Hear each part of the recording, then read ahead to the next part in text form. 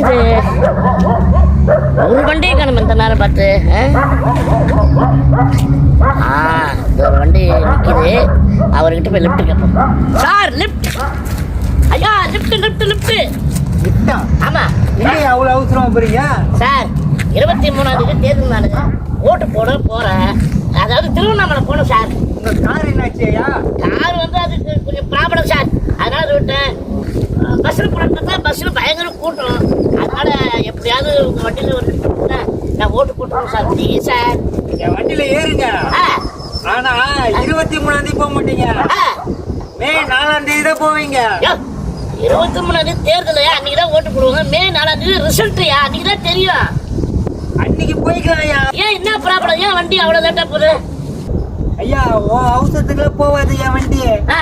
1 கிலோமீட்டருக்கு 1 மணி நேரம் போவோம். அவ்வளவுதானே மைலேஜ் கொடுக்குது? நான் உன் மூஞ்சி பார்க்கும்போதே தெரிஞ்சிச்சு வண்டி உன்ன மாதிரிதான். ஐயோ நான் என்ன பண்றது? எப்பா உன் வண்டி வேணாம், நான் தெரியாம கேட்டேன். நான் நடந்தே போய் ஓட்டு போட்டுருவேன். ஐயா நடக்கிறதுக்கு என் வண்டியிலே வரலாம் வாங்க.